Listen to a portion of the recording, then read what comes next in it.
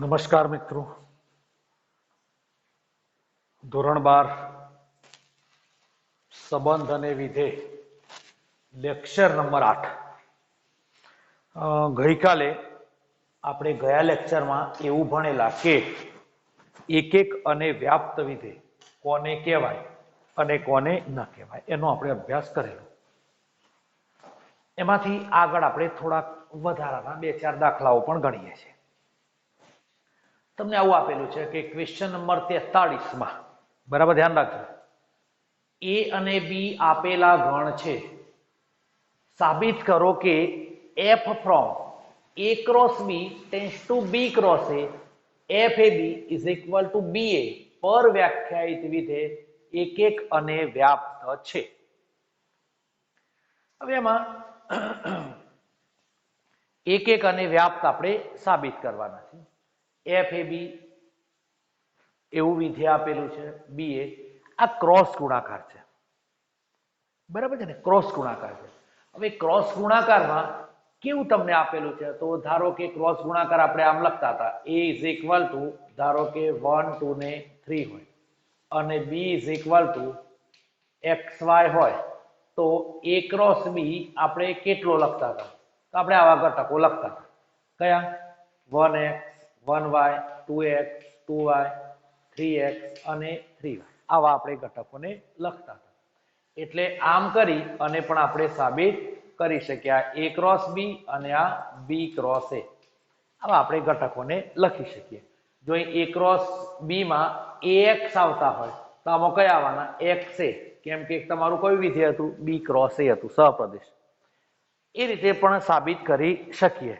અને એ રીતે સાબિત ન કરવું હોય તો આપણે જેમ સાબિત કરતા હતા એ રીતે પણ આપણે સાબિત કરી શકીએ. અહીં આપણે જે સાબિત કરતા હતા કે fx1 is equal to fx2, તો આપણે એ રીતે સાબિત કરવાનો પ્રયત્ન કરીશું. આપણે એવું લખીએ કે ધારો કે x1 is equal to ab અને x2 is equal to cd. આવું લખાય ને? x1 is equal to ab અને x2 is equal to cd. અને આ બંને જે આવેલા છે એ શેમાં આવેલા? તો a ક્રોસ b માં આવેલા બંને. હવે આપણી જોડે આવું એક સૂત્ર હતું. આપણે આવું લખતા કે fx1 is equal to fx2 implies x1 is equal to x2 થાય તો f એકક વિધેય છે એવું આપણે કહેતા હતા. તો હવે હું અહીંથી આમ લઉં, fx1 is equal to fx2. fx1 is equal to fx2 લઈએ તો f અહીં કેટલા લખાય? ab ઇઝ ઇક્વલ ટુ અહીં કેટલા લખાય? cd. પણ આપણી વ્યાખ્યા એવું હતું કે f ab is equal to કેટલા થઈ જાય? ba. તો આની જગ્યાએ થઈ કેટલા જવાના? તો ba થવાના. અને અહીં કેટલા થવાના? dc થવાના. એનો મતલબ એવો થયો કે b is equal to d and a is equal to c. તો ધેરફોર થયા શું? કે ભાઈ ab is equal to cd થયા. તો આ તો શું થઈ ગયા? તો કે x1 અને x2. તો fx1 is equal to fx2 એમાંથી કયા આયા? x1 is equal to x2 and therefore f એકક છે. આવું આપણે કહી શકીએ. હવે વ્યાપ્ત વિધિ માટે આપણે શું લખતા હતા? ખરેખર તો વ્યાખ્યા આપણે આમ લખતા હતા, y belongs to b સહપ્રદેશ માટે પ્રદેશમાં ઘટક x belongs to a મળે કે જેથી fx એના બરાબર y થાય. બે વ્યાખ્યાઓ હતી આપણી જોડે. એક વ્યાખ્યા આવી લખતા હતા કે જે વિધેયનો વિસ્તાર અને સહપ્રદેશ એ બંને સરખા હોય એને આપણે કહેતા હતા કે વ્યાપ્ત વિધેય. અને બીજા નંબરમાં એવી આવતી હતી કે y belongs to b સહપ્રદેશ માટે પ્રદેશમાં ઘટક x belongs to a એવું મળે કે જેથી fx બરાબર y થાય તો આપણે એને એકક વિધેય કહેતા હતા. એટલે હવે સહપ્રદેશનો કોઈ એક ઘટક લખો. ધારો કે આવું આપણે લખીએ ef, બીજો એક ઘટક લીધો ef belongs to b cross a. બરાબર છે? આવો આપણે એક ઘટક લીધું અને પ્રદેશનો ઘટક લીધો, x belongs to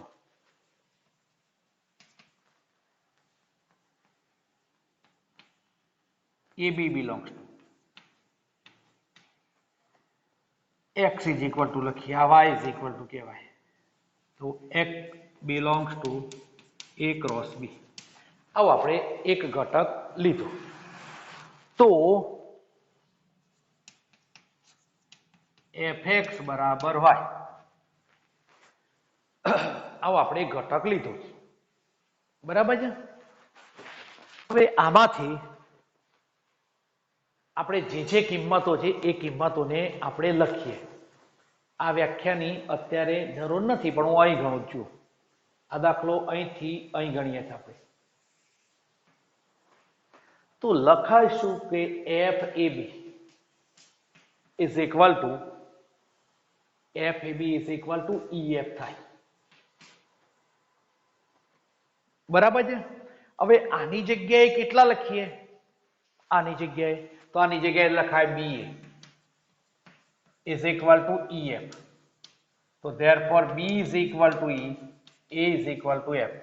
તો AB is equal to FE. AB is equal to FE થાય. અને FX is equal to, હવે બરાબર ધ્યાન રાખજો, FX is equal to F કૌંસમાં FE, FX એટલે. અને આ કેટલા થવાના? આની જગ્યાએ લખાય કેટલા? તો EF લખાય. અને EF એ કેવા હતા? Y belongs to B સહપ્રદેશ. તો આ બરાબર કેટલા થઈ ગયા? તો Y થઈ ગયા. તો therefore F વ્યાપ્ત છે. અને આ વ્યાપ્ત છે માટે એમ કહેવાય કે F એ એક અને વ્યાપ્ત છે, બરાબર છે. અને થોડુંક પોઝ કરી અને લખી દેજો, થોડું ઝૂમ કરી દો એટલે લખાઈ જશે. આ યાદ રાખ્યા જેવા દાખલાઓ. બીજો એક 44મો છે. આ વધારે અગત્યનો લાગત મને. 44મા દાખલામાં એને આપણે આ બાજુથી ગણીએ, બરાબર છે. અહીંથી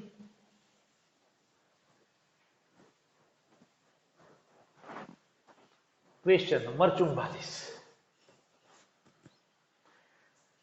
ક્વેશ્ચન નંબર 44માં આવું આપેલું છે, fx is equal to x minus 2 x minus 3. આ x minus 3 કેમ લખેલા ખબર છે? પ્રદેશના ઘટકો છે. જો અહીં તમે પ્રદેશના ઘટકોમાં અહીં જો 3 લખો ને તો ઇન્ફિનેટિવ થાય, વ્યાખ્યાયિત ના થાય. કેમ કે આપણે કોઈ પણ ઘટક હોય, કોઈ પણ વિધેય હોય, એમાં કોના ઘટકો મૂકતા તમે? તો કે પ્રદેશના ઘટકો મૂકતા. તો પ્રદેશ કયો છે? તો એ છે. તો x r minus 3 લખ્યા, 3 લખ્યા છે, 3 નહીં લખવાના. 3 સિવાયની કોઈ પણ કિંમત માટે આ વ્યાખ્યાયિત થાય છે, નહીં તો કેવું થઈ જાય? અવ્યાખ્યાયિત પદ થાય. એટલે આમ લખેલું છે is equal to r minus છગડિયા કૌંસમાં 3. હવે આપણે એક એકને સાબિત કરવાનું, બરાબર છે. એક એકને સાબિત કરવા માટે આપણે બધી જુદી જુદી રીતનો ઉપયોગ કરતા હતા, પણ આપણે મોટે ભાગે આવું લખીએ કે FA is equal to FB હું લઉં, બરાબર. FA is equal to FB લઉં તો અહીં કેટલા લખાય? A minus 2 નીચે A minus 3 is equal to B minus 2 upon B minus 3 કહેવાય, બરાબર. હવે આ બંનેનો ક્રોસ ગુણાકાર આપણે કરીએ. A minus 2 B minus 3 is equal to B minus 2 and A minus 3. So therefore AB minus 3A minus 2B plus 6 is equal to AB minus 3B minus 2A plus 6. જો અહીંથી આ નીકળી જશે, આ પણ નીકળી જશે. minus 3A minus 2B is equal to minus 3B minus 2. આ પદને આ બાજુ લાવીએ. minus 3A plus 2A minus 3B plus 2B. Therefore minus A is equal to minus B and therefore A is equal to B. તો FA is equal to FB લીધા અને એમાંથી આપણે મેળવ્યા A is equal to B. અને આવું આપણે મેળવ્યું છે માટે આને આપણે કહેવાના કે f એ એક એક વિધેય છે. f એ એક એક વિધેય છે. બરાબર છે. હવે વ્યાપ્ત વિધેય માટે આપણે આવું લખીએ. આપણી વ્યાખ્યા મુજબ આમ છે કે y belongs to b, બરાબર, સહપ્રદેશ માટે પ્રદેશમાં ઘટક x belongs to a એવો મળે કે જેથી fx બરાબર y થાય તો f વ્યાપ્ત વિધેય છે. બરાબર છે. એટલે આપણે સહપ્રદેશનો કોઈ એક ઘટકને લેવાનો, માટે પ્રદેશમાં ઘટક તમને x belongs to એવો મળવો જોઈએ કે જેથી fx બરાબર y થાય. બરાબર છે. એટલે અહીં આપણે લઈએ fx બરાબર y. બે ત્રણ રીતે આને સાબિત થાય છે. તો આ રીતે આપણે સાબિત કરીએ છીએ fx is equal to y. fx is equal to કેટલા હતા? તો x minus 2 x minus 3 is equal to y. હવે મેં આવડો તમને કહેલું કે સપ્રદેશનો ઘટક જે તમને મળે છે ને x minus 3 છેદમાં છે, આમાંથી બાદ કર્યા છે, અવ્યાખ્યાયિત ના થાય માટે. હવે તમને એમ થાય કે b માંથી કેમ એક બાદ કર્યા છે, તો હવે આ દાખલો ગણશો ને તમે ત્યારે તમને ખબર પડશે કે y માંથી સહપ્રદેશમાંથી એક કેમ બાદ કરેલો છે. બરાબર છે. એટલે હવે આવું આપણે લખી શકીએ. આમાંથી સાદુરૂપ લખીએ તો x minus 2 is equal to xy minus 3y. આટલું થાય ને, આવું આપણને મળશે. હવે આમાંથી આપણે x ને સૂત્રનો કરતા બનાવવાનો, x વાળા પદોને એક બાજુ લાવી દો. એટલે ધારો કે આને લાવી દો આ બાજુ, તો કેટલા લખી શકું? x minus xy is equal to 2 minus 3y. આવું આપણે લખી શકીએ. બરાબર. આમાંથી સરળતાથી લખવું હોય તો આમે લખું xy minus x is equal to 3y minus 2. આમ લખો તો ચાલો. આમાંથી x ને કોમન કાઢું તો y minus 1 અને 3y minus 2. હવે આનો તમે y minus નીચે ક્યારે લખી શકો છો? જ્યારે y minus 1 is not equal to 0 હોય ત્યારે. That means y ની કિંમત 1 નથી. જો y ની કિંમત 1 હોય તો આ જે તમને આપેલું છે એ કેવું થઈ જશે? તો એ 0 થઈ જશે. એટલે y minus 1 લખેલા છે. x is equal to 3y minus 2 upon y minus 1. આટલી કિંમત આપણને મળે છે. અને આ કિંમત છે એ તમને a માં મળવાની છે. belongs to a મળવાની. કેમ કે અહીં 3 આવતા હોત, 3 નથી, 3 સિવાયની કોઈ પણ કિંમત એમાં આવવાની છે. અને અહીં કારણ લખવું હોય તો લખાય કે y minus 1 is not equal to 0 અને therefore f વ્યાપ્ત વિધેય છે. ઘણી જગ્યાએ આને આમ પણ લખેલું હોય છે. આટલું લખ્યા પછી શું લખે છે? તો આમ લખે છે f, પછી અહીંથી કિંમત લખે છે x ની 3y minus 2 upon y minus 1. x ની જગ્યાએ, આ x ની જગ્યાએ, અને અહીંથી પછી સાદુરૂપ આનું આવું આવત પછી 3y minus 2 upon y minus 1 minus 2 upon 3y minus 2 upon y minus 1 minus 1. આનું તમે સાદુરૂપ આપો એટલે તમને જવાબ મળશે y. તો fx બરાબર y પણ થાય છે આવા x માટે, અને therefore f વ્યાપ્ત વિધેય છે. એટલે આ રીતે આપણે વ્યાપ્ત વિધેયને આ રીતે યાદ રાખીશું. આ બધા દાખલાઓ એ ખૂબ અગત્યના દાખલાઓ છે. એટલે આપણે આ બધા દાખલાઓને યાદ રાખીશું. બરાબર છે. એવા બીજા તમને હું ચેક કરવા માટે આપું છું. Question number 45. ક્વેશ્ચન નંબર 45 આપણે લખીએ છીએ. બરાબર છે. તો હવે ક્વેશ્ચન નંબર 45.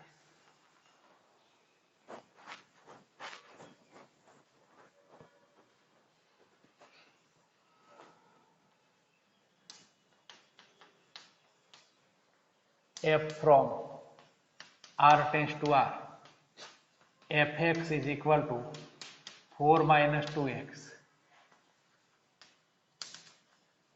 એક એક અને વ્યાપ્ત છે તેમ સાબિત કરો. Question number 46. f from r tends to r fx is equal to x square plus 1 એક એક અને વ્યાપ્ત છે પ્રશ્નાર્થ ચિહ્ન. Question number 47. Question number 47. f from r tends to r fx is equal to x raised to 4 એક એક અને વ્યાપ્ત છે તો નથી. એક એક એ નથી અને વ્યાપ્ત પણ નથી. એવું થાય ને x ની 4 ઘાત આવી હતી, -2 મૂકો, -2 તો -2 નો 4 ઘાત કેટલી થવાની? 16 અને 2 નો 16 થવાનો, એટલે વ્યાપ્ત એક એક નહીં આવે અને તમને સહપ્રદેશ અને વિસ્તાર પણ સરખા નહીં મળે. Question number 48. ક્વેશ્ચન નંબર 48 માં f from r tends to r fx is equal to 3x એક એક અને વ્યાપ્ત છે. આ પણ પ્રશ્નાર્થ ચિહ્ન. આ એક એક અને વ્યાપ્ત છે.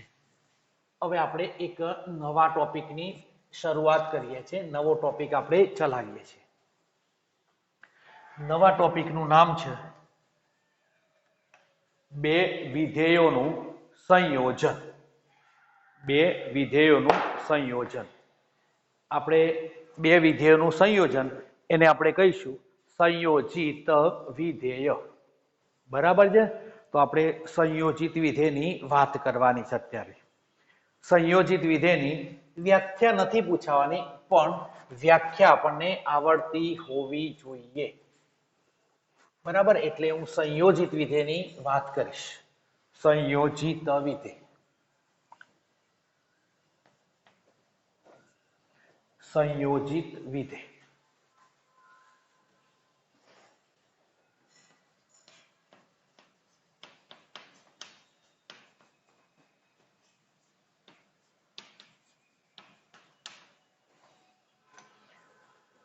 સંયોજિત વિધેય. તમને બે વિધેય આપેલા હોય. એક વિધેય f from a tends to b અને બીજું g from b tends to c એવું વિધેય આપેલું હોય. તો f અને g એના સંયોજિત વિધેયને, f અને g ના સંયોજનને GOF વડે દર્શાવાય છે. એટલે હું વ્યાખ્યાને આમ લખું. તમારે વ્યાખ્યાનો ઉપયોગ નહીં આવે, પણ આ વ્યાખ્યા આવડવી જોઈએ. f from a tends to b અને g from b tends to c આપેલા વિધેયો છે. બે વિધેયોને આપણે લઈ લીધા કે f from a tends to b અને g from b tends to c. f અને g ના સંયોજિત વિધેયને, f અને g ના સંયોજિત વિધેયને GOF, આ ઓ લખ્યું છે. ઓ એટલે ઓ નથી, એ બંને વિધેયને જોડતી એક સંખ્યા છે, વડે દર્શાવાય છે. બરાબર? તો therefore આને આમ લખાય GOF from a tends to c અને આને આપણે આમ પણ લખી શકીએ GOFF is equal to g કૌંસમાં fx. આ રીતે આપણે દર્શાવી શકીશું. for all x belongs to a અહીંથી લખાય આમ તો કે for all x belongs to a માટેની વાત કરી.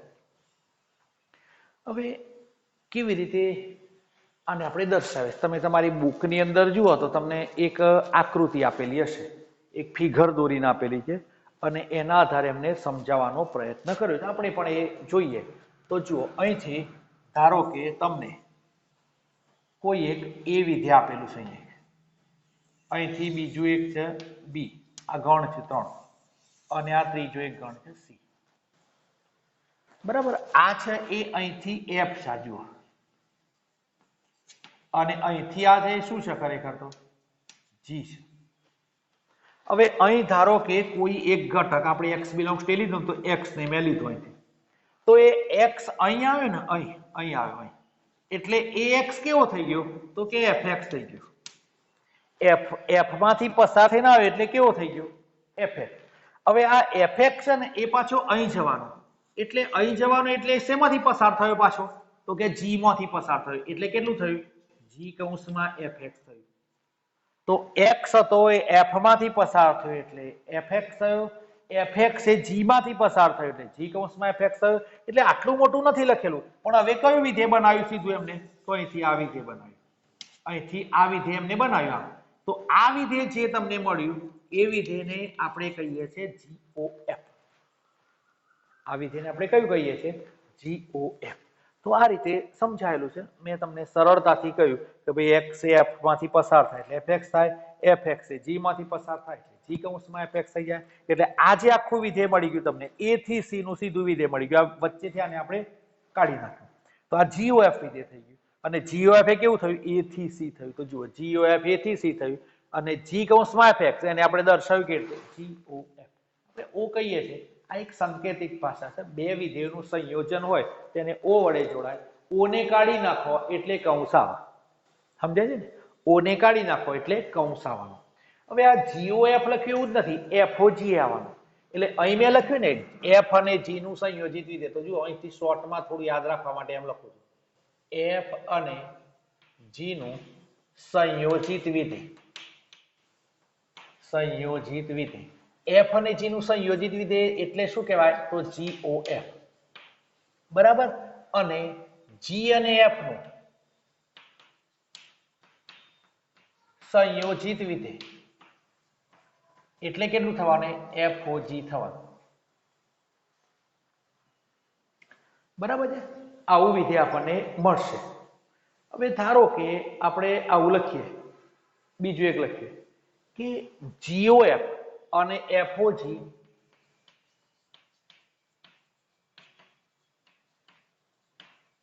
ક્યારે મળે,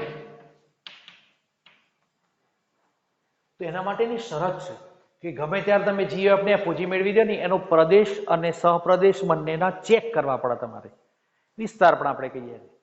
તો GOF ને FOG ક્યારે મળવાના ખબર, જુઓ આવું યાદ રાખવાનું, FOG હોય અને અહીંથી FOG મેં લખ્યું, પેલી બાજુ GOF લખ્યું, બંનેમાં લખી શું દેવાનું પેલા ખબર છે, RD લખી દેવાનું, R અને અહીં લખવાનું D, અહીં પણ લખવાનું કેટલું R અને D લખવાનું, બંનેમાં લખતા ફાવે ને એવું.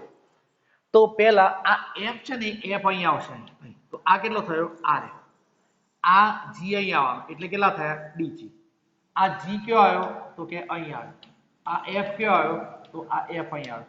આ કરી દેવાનો સબસેટ, એટલે RF સબસેટ DG હોય તો GOF મળે. RF એટલે f નો વિસ્તાર અથવા સહપ્રદેશ એ g ના પ્રદેશમાં નો ઉપગણ હોય, ડોમેઇન ઓફ g, તો તમને આ મળવાનું. અને FOG ક્યારે મળવાનું, RG સબસેટ ઓફ DF હોય તો, આ RF સબસેટ DG અને આ RG સબસેટ DF હોય તો તમને આવું મળવાનું.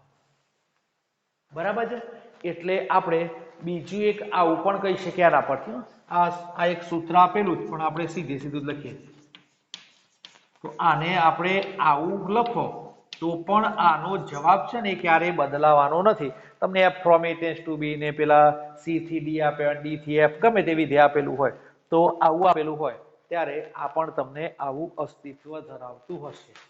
એટલે આ થઈ એ બે વિધેયોનું સંયોજિત વિધેય થયું.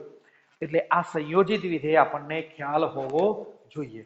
સંયોજિત વિધેય પરથી હવે એના આપણે કેટલાક એક્ઝામ્પલ ગણીએ, એક બે એક્ઝામ્પલ ગણીએ અને પછી ટેક્સ્ટના આધારિત કેવા દાખલાઓ છે એની આપણે ચર્ચા કરીશું. બરાબર છે, અહીં તો સીધે સીધા આપણે દાખલાઓને લખીએ છીએ. આપણે 48 ક્વેશ્ચન થયેલા, હવે 48 પછી આપણે લખીએ છીએ ક્વેશ્ચન નંબર 49. ક્વેશ્ચન નંબર 49, ધારો કે આવું લખીએ f from r tends to r fx is equal to 2x minus 3. g from r tends to r, gx is equal to x square plus 2. તો FOG, GOF અને GOG મેળવો. Okay, question લખેલો બરાબર છે. પહેલા નંબરમાં આપણે જુઓ આર આર બધા આપેલા છે એટલે આપણે પેલું ચેક કરવાનું આવતું નથી. RF સબસેટ DC કે RG સબસેટ DF એવું ચેક કરવાનું આવતું નથી એટલા માટે આવતું કે બધાના પ્રદેશ અને સહપ્રદેશ તમને બિલકુલ સરખા આપેલા છે. બરાબર છે, એટલે એ ચેક કરવાનું નહીં આવે. હવે આમાંથી આપણે પહેલા નંબરમાં મેળવીએ FOG. બરાબર, ધ્યાન રાખજો, FOG આપણે મેળવવા છે. FOG મેળવવા માટે આપણે લખીશું FOGX. તો પહેલા તો લખાઈશું પહેલા એવું લખાશે આપણાથી કે F કૌંસમાં GX. બરાબર, ધ્યાન રાખજો, F કૌંસમાં GX. હવે GX છે તો GX કેટલો જુઓ x સ્ક્વેર પ્લસ 2. તો એને આપણે અહીં લખી દીધું. બરાબર, ધ્યાન રાખો, x સ્ક્વેર પ્લસ 2. બરાબર લખ્યું. હવે તમારું F વિધેય જે આપેલું છે શું આપેલું છે કે ભાઈ જે કૌંસમાં આપેલો ઘટક છે, જે કૌંસમાં આપેલો ઘટક છે એને શું કરો તમે 2 વડે ગુણો અને કેટલા બાદ કરો 3. તો કૌંસમાં અહીં સંખ્યા કેટલી છે તો કે x સ્ક્વેર પ્લસ 2. તો એને શું કરો 2 વડે ગુણો, 2 વડે ગુણીએ અને બાદ કેટલા કરીશું તો 3 કરીશું. તો આ કેટલા થયા 2x square plus 4 minus 3 is equal to 2x square plus 1. તો આ તમને જે મળ્યા એ કહેવાય FOG મળ્યા કહેવાય. થશે ને? જુઓ ફરી બીજો લખીએ કે GOFX. તો આમાં લખ્યું મેં G અને લખ્યા FX. હવે G અને FX. FX is equal to કેટલા હતા તો કે 2x પ્લસ 3 હતા. તો 2x પ્લસ 3 મેં લખ્યા. હવે G માં શું કરેલું તો જે કૌંસમાં સંખ્યા આપેલી હતી એનો વર્ગ કરી અને 2 ને આપણે ઉમેરી લે. તો અહીં પણ આનો વર્ગ આપણે કરીએ અને કેટલા ઉમેરીએ તો 2 ઉમેરીએ. કેટલા થશે તો 4x સ્ક્વેર પછી minus 12x plus 9 plus 2 is equal to 4x square minus 12x plus 11. બરાબર, તો આ રીતે આપણને મળશે. નંબર આગળ GOG X. હવે GOG X લખીએ તો G કૌંસમાં GX. આપણે એવું ચેક કરવાનું આવતું નથી. G કૌંસમાં GX. હવે G કૌંસમાં GX લખીએ તો આ G અને GX કેટલા હતા તો કે x સ્ક્વેર પ્લસ 2 હતા. બરાબર. હવે શું હતું G માં તો જે કૌંસમાં સંખ્યા આપી એનો વર્ગ કર્યો અને 2 ઉમેર્યા તો આનો વર્ગ કરવું. x સ્ક્વેર પ્લસ 2 નો સ્ક્વેર પ્લસ 2 તો કેટલા થયા x⁴ plus 4x square plus 4 plus 2 તો is equal to x4 plus 4x square plus 6 થયા. બરાબર છે. તો આ રીતે આપણે આને પણ લખી શકીએ. હવે એનાથી થોડાક આગળ વધીએ. થોડાક આગળ આપણે આવું લખીએ છીએ કે 50 નંબરનો ક્વેશ્ચન. Question number 50. આવો દાખલો લખીએ, થોડું પ્રેક્ટિસ થાય એટલે 2 સુધી. હવે ક્વેશ્ચન નંબર 50.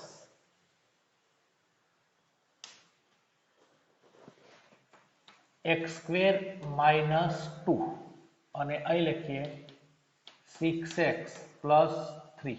3 નહીં લખીએ 5. ચલો હવે આ બંને આપણે શોધવાના. જો એમાં આપણે પહેલા લખીશું FOGX. તો ઇઝ ઇક્વલ ટુ F કૌંસમાં GX. જુઓ FGX કેટલા હતા તો 6x પ્લસ 5. હવે ને 6x પ્લસ 5. બરાબર. હવે F માં શું કરવાનું હતું જે કૌંસમાં આપે છે એનો વર્ગ કરીને 2 બાદ કરો. તો આનો વર્ગ કર્યો મેં 6x પ્લસ 5 સ્ક્વેર માઇનસ 2.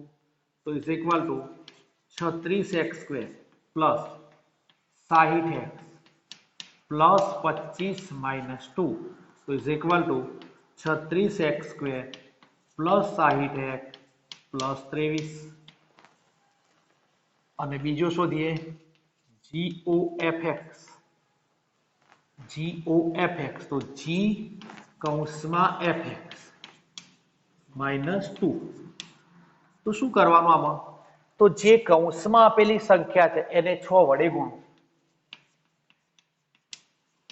અને 5 ને ઉમેરો કેટલા થયા 6x² - 12x પ્લસ 5 તો ઇઝ ઇક્વલ ટુ 6x² બસ એટલા જ થશે 12x ને 12 આવશે માઇનસ કેટલા આવશે 7 તો આ રીતે આપણને આવા એક્ઝામ્પલ મળશે ક્વેશ્ચન નંબર 51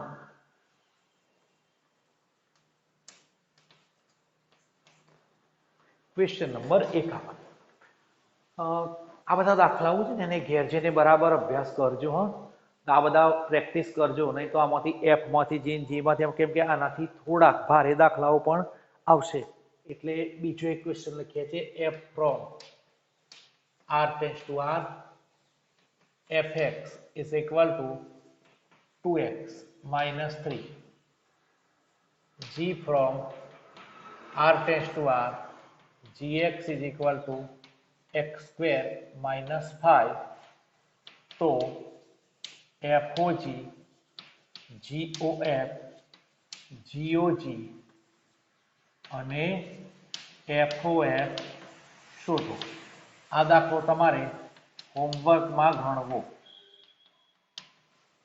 બરાબર આ દાખલાને તમારે ફરજિયાત ગણવાનો છે આ ગણશો તો અને તો જ પ્રેક્ટિસ થશે જો પ્રેક્ટિસ નહીં હોય તો એકે દાખલાનો જવાબ આવશે નહીં બરાબર છે એટલે આપણે ક્વેશ્ચન જે આ લેક્ચર નંબર આપણું 8 હતું એને અહીં પૂર્ણ કરીએ છીએ કેમ કે શરૂઆતમાં મારું અમે મોબાઈલની મેમરી પૂરી થઈ જાય છે અને એક કલાકમાં કેટલાકની ફરિયાદ હતી કે જોતા નથી બરાબર ઓકે આટલે સુધી રાખીએ